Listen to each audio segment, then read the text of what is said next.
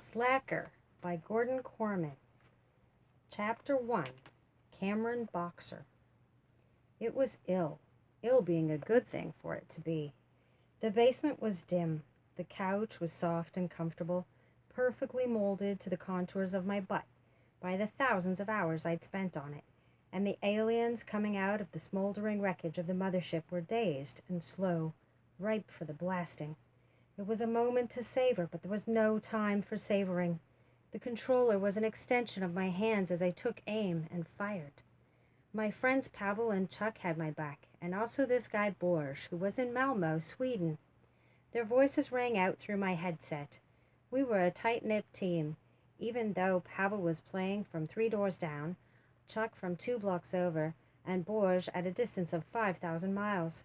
The aliens were shouting too, but they didn't seem to be as organized as we were, and definitely not as dedicated. I heard another voice, my mother's, coming from upstairs. I ignored it.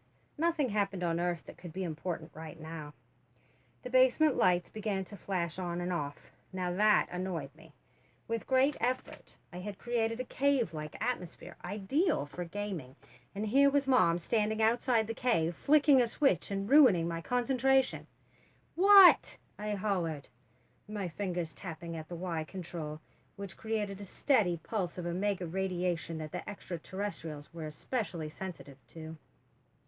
Another thing my mother didn't understand. What was not a real question. What meant I'm busy, or do not disturb, or even go shout at someone who isn't involved in a life-and-death struggle with 7-foot insects. She said something about having to go out, ZT in the oven, and 10 minutes. What I heard was blah, blah, blah, blah, blah, blah, blah. Seriously, if she was going to be back in 10 minutes, why did I have to know about this at all? I had an alien hit squad on my tail. I focused on the screen, trying to peer through the burning extraterrestrial atmosphere. Suddenly a voice, eerily like Darth Vader's, announced, "Cover me while I plant the heavy neutron seed." Chuck was first to panic. "Cam, did you hear that? It's him!" "Yeah, but which one is he?" Pavel added desperately.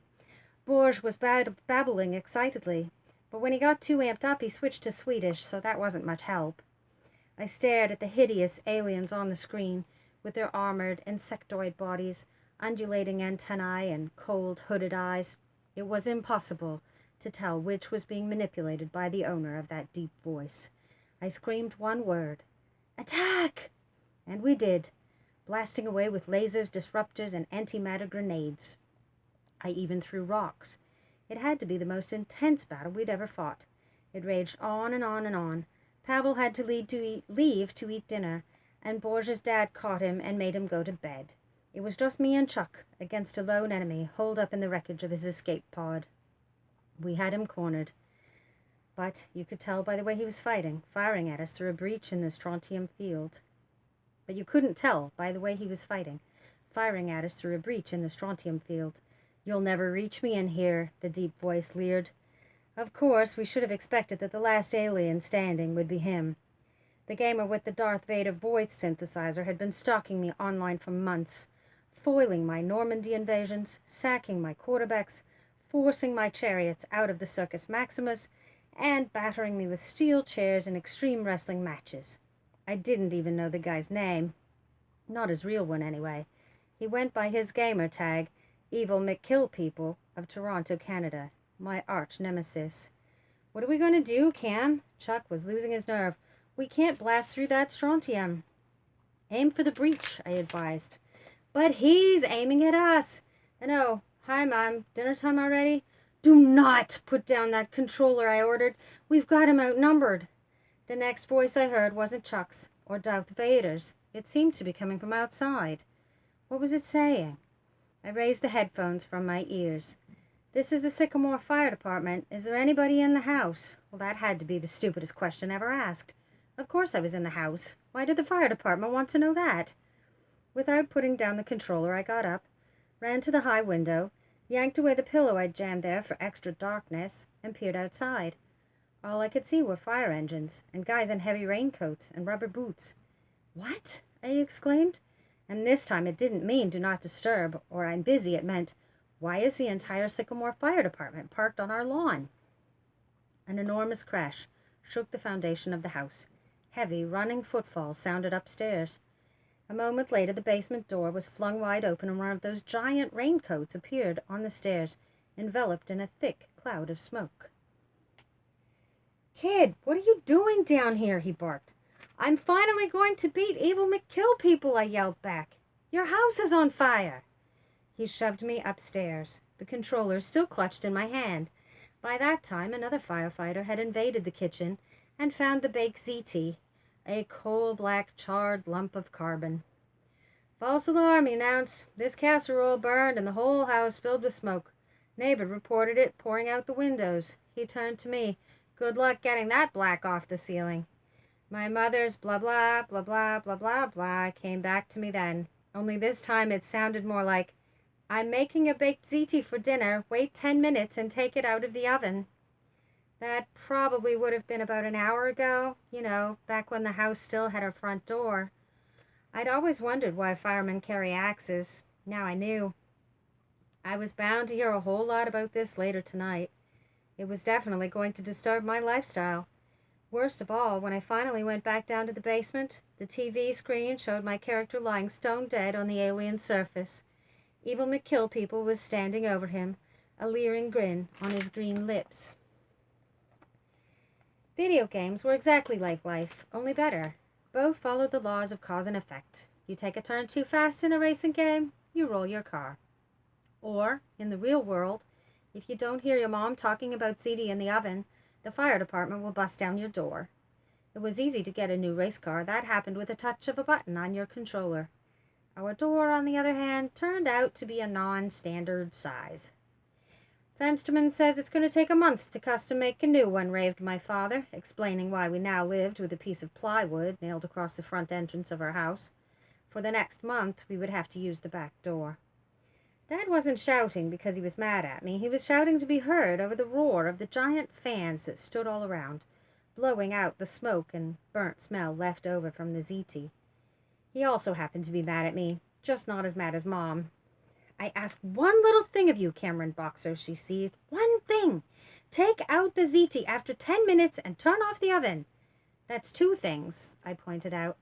"2 things any orangutan could do. No problem," she raged. "Of course he'd have to swing away from the video game console for 30 seconds. Now that bothered me. I said, you and Dad run a furniture store because that's your lifestyle.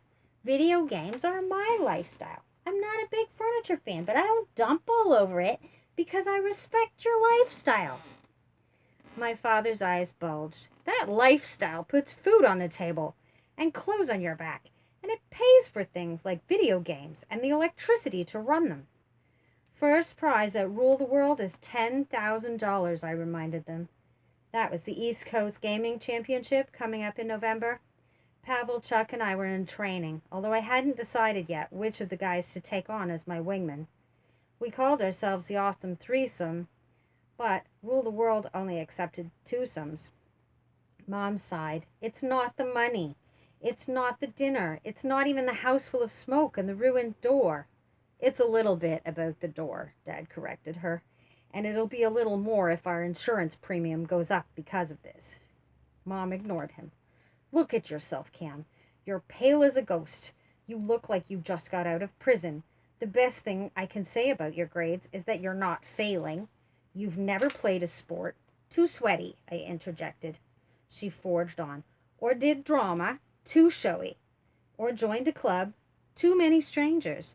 Or participated in a single extracurricular activity, Cam. If you didn't have a birth certificate, it would be next to impossible to prove you even exist. Your only interest is video games." She said this like it was a bad thing. I was proud of my lifestyle.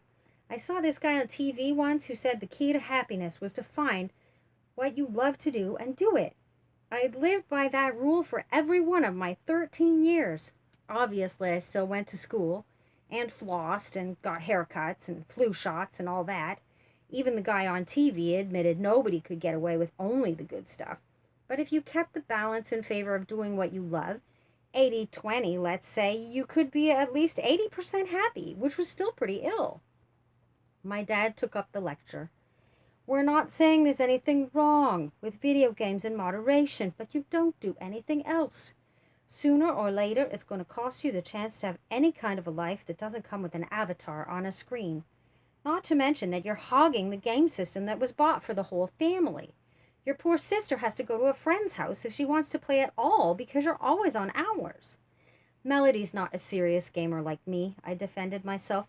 I'm in training. Doesn't that show initiative and involvement? Dad took a deep breath.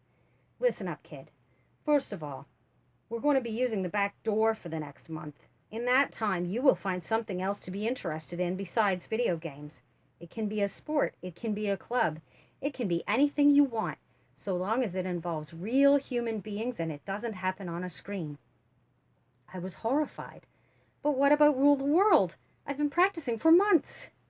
Mom spoke up. We're not taking your games away. Yet. But we're not kidding, Cameron. Your life is going to change. Is it the ZT? I demanded. It's the ZT, right? When I win the contest, I'll buy you $10,000 worth of ZT.